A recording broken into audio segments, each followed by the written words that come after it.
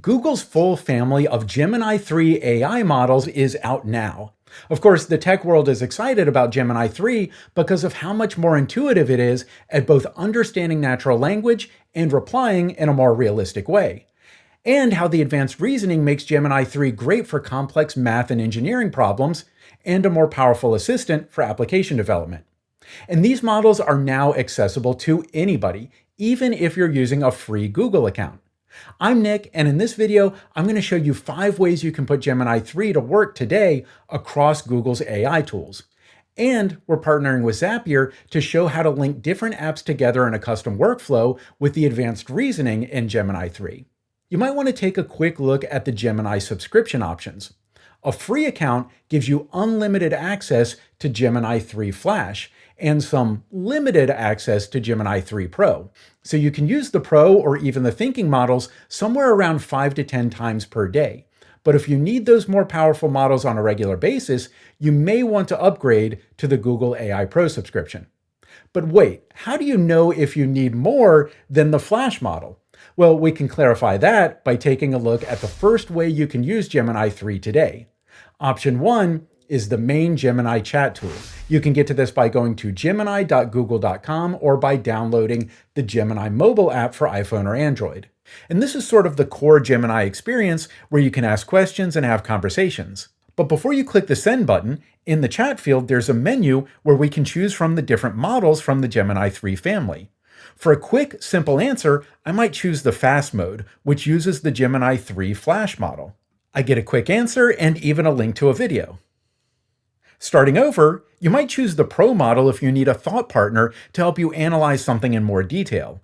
You can upload documents, images, or code snippets no matter which model you choose, but Gemini 3 Pro is tuned to analyze lots of data across several files or resources and work with you to help you understand it. The Pro model is also a great partner for vibe coding or building agents.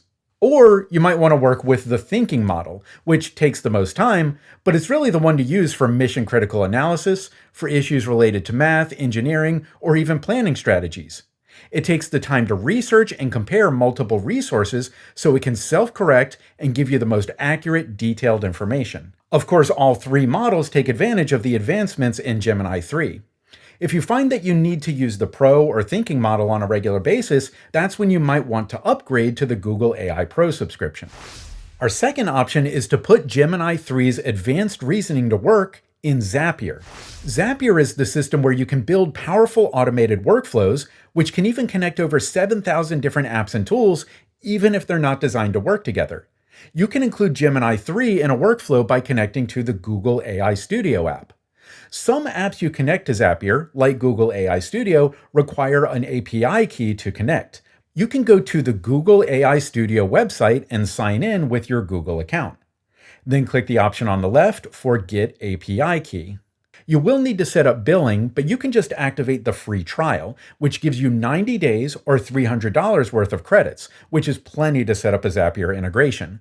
Once that's set up, you'll be able to copy your API key. Now, I'll also be using an app in my workflow called URL to Text. That one also has a free trial, and you can get the API key for that as well from the website. So now let me walk you through how I use these apps in a Zapier workflow that helps me research and write social media posts. From the Zapier webpage, I'll create a new Zap. You can build your workflow manually, or you can describe what you want to the AI Copilot, and Zapier will help you build it. I'll put in the first 3 steps of my workflow. I'll make sure it's set to auto, then tell it to start building. When the AI Copilot asks me to sign into the URL to Text app, I'll just need to go over to the website for URL to Text, copy the API key, go back to Zapier, click the button to sign in, and paste the API key there. And when it asks me to sign into Google AI Studio, I'll need to do the same thing. It will set up and test those steps. Now, this workflow gets a link to the most recent article from an RSS feed. The URL to Text app pulls the full text of the article from that link, and the Google AI Studio step uses Gemini to clean up that full article text and make it something that's more easy to read. So what's next? I'll go back to the AI Copilot and describe my next steps. I wanted to use Gemini to analyze that article text and draft a social media post, then use Google Drive to make a Google Doc to store the draft. When that's all set up and tested, there's an important thing to check. When you have a Google AI Studio step, you should select it, then take a look at the model field. As I'm recording this, Gemini 3 models are still rolling out, so Zapier is defaulting to the Gemini 2.5 model, which is still defined as the newest stable model. But Gemini 3 Pro Preview is in that menu, along with the model ID. You could select that manually, but I like to tell the AI Copilot to make that change, which can be more reliable. Of course, at some point in the future, Gemini 3 will be out of preview and it will be selected by default, so you may not need to make this change. Now, the other important thing is to check to make sure that the right output from each step is connecting to the next step. For example, the URL to text app is supposed to pass on the full text of an article. After that step has finished testing, I'll select that step, then click the Test tab, then scroll through these different data fields until I find the one I'm looking for. In this case, this field called Data Content seems to contain the full article text that I want. So I'll remember that field name, then select the next step in the workflow, go to the Configure tab, and take a look at the prompt that it's sending to Gemini and make sure it's referring to that same data field. And it is. Great. So then I'll go to the Test Output tab on step 3, and this should output a clean, readable version of the article. So I'll find the field that has that readable text. I believe that's it right here. So I'll remember that field name, then I'll go to the next step, to the Configure tab, to the prompt, and make sure the prompt is referencing the right data field from the previous step. And in this case, I see that it's not. But that's fine. It's real easy to fix. I'm just going to remove the reference that's there, make sure you hit the return key to start a new line, then hit the / key, then locate the step from step 3 that I do want to feed into step 4. And there it is. I'll select that, and that's set. So now this step in the workflow will run this prompt referencing that input, which will generate a draft of a social media post based on the full text of the article. Now, since I made a change, I'm going to tell the AI Copilot to test step 4. And when that's done, I can find the output I want from the test results in step 4 and make sure those are feeding into step 5 properly. Then test that. And now that's a full workflow. But I decided to take this even farther. I added a step that uses Gemini 3 to explain all of the technical details from the article. Gemini 3 is great at translating complex information into something you can understand. And this is a fun one. I told it to use Gemini to make an infographic to go with the article. Now, it's using Google's Imagen engine to create that infographic. Nano Banana Pro is the much more powerful image generation tool that is part of Gemini 3, but it's still in preview and not set up to work with Zapier quite yet. But when you're watching this, if Nano Banana Pro doesn't say preview next to it, I suggest you try it because it can generate a more detailed infographic. For now, I'm going to keep Imagen, and I've already fixed the input from previous steps leading into these new steps. But on our final step, I want to look at this field where we can add an inline image. I'm going to click on that, hit the / key, and make sure to choose the image URL generated by step 6. So that will also add the new infographic to my Google Doc. I'll tell it to test all the new steps that I've modified. And when everything is done, I can do a test run of this full workflow. When that's finished, I can go to my Google Drive and check out the Google Doc that the Zapier workflow created, which has the infographic, the link to the full article text, the draft of the social media post, and the technical explanation. And when I'm ready, I can go back to Zapier, and I can publish the workflow so it will automatically work whenever new articles are published on that RSS feed. And this workflow is just one simple scenario. Do you use apps like Trello, Confluence, Slack, or something else that you'd like to supercharge with a connection to Gemini 3? You might want to give Zapier a try. But speaking of Nano Banana, option 3 is where we'll work with the new version of Google's image generator, Nano Banana Pro, which was introduced along with Gemini 3. You'll be able to use it in Zapier soon, but you can use it right now in the Gemini app on the web, which we saw a moment ago. First, in the Tools menu, I'll select the option for Create Images. It has the banana icon next to it. With that enabled, you can choose the fast mode, but that will give you the original version of Nano Banana. Or you can switch to the thinking mode, which gives you Nano Banana Pro. Again, you would need the Google AI Pro subscription to use this without daily limits. I'll ask it to generate a picture of a storybook with the text visible. It uses Nano Banana Pro, it takes some time, and we get a picture. In the past, AI image generation tools have had a difficult time with small text, but this looks pretty good. In fact, let's take a close look at two pictures, one generated by the original Nano Banana and one from the new Pro version. We see how in most cases, the Pro version renders text in the image much more realistically. But what else can this do?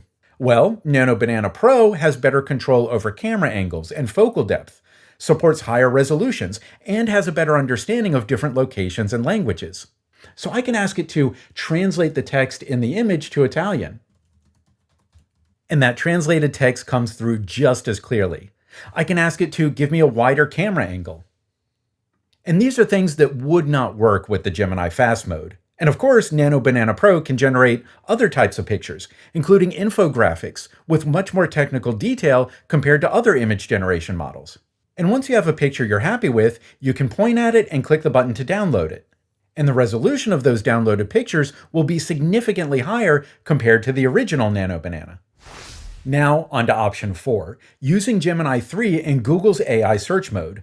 When Google announced Gemini 3, they showed off some pretty impressive scenarios, but I've seen some people get confused because they haven't been able to reproduce some of those demos.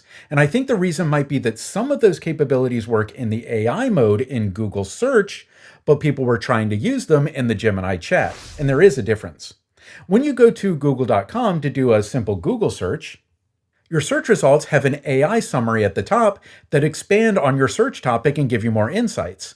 This is the AI mode, and it's not a new feature. But with Gemini 3, the AI mode takes a leap forward. Let's go back to the google.com search page. And you do want to go to google.com, not just the default start page in the Chrome browser. And instead of doing the search directly, I'll click the AI mode button in the search field. And there's a menu at the top where you can switch from the default mode to the Thinking with 3 Pro model. And the same limits apply. The thinking mode is available with daily limits for free, but is unlimited if you have the Google AI Pro subscription. So set that, then type in your search terms. And this is particularly impressive if you search for a more complex subject, like an engineering or math topic. The search process takes a little more time, but it will be worth it. Not only does this tell me everything I might need to know about a cantilever bridge, it even gives me an interactive diagram I can use to understand the concept. It also includes sources on the right, so you can go and do more research on any of these sites. On to option 5. Remember, the advanced reasoning in Gemini 3 makes it a great model for app development, and Google is supporting this by providing a brand new, completely free IDE built around Gemini 3.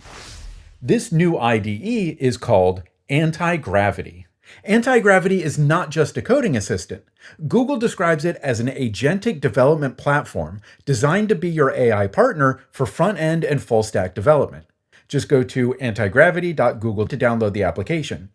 You'll find that you do have the option to use models from Anthropic or OpenAI, but Antigravity is built around the capabilities of Gemini 3, so Gemini 3 Pro is the default agentic model. The full Antigravity IDE is free, but because the system is designed to support consistent, multi-step AI tasks, it is subject to AI quota limits, which you may need to increase as you scale up. Higher limits can be enabled if you subscribe to the Google AI Pro or Google AI Ultra subscriptions, depending on your needs. So if you're looking for a way to use Gemini 3's advanced reasoning to simplify app development, why not take a look at Google's Antigravity, which doesn't just use Gemini 3, it's designed around Gemini 3. So conversations, research, image generation, application development, and even automated workflows that connect several apps together through Zapier. Gemini 3 is here in full force, and there's a lot you can do with it. For more videos like this and to keep learning, be sure to subscribe to this channel, and I'll see you in the next one.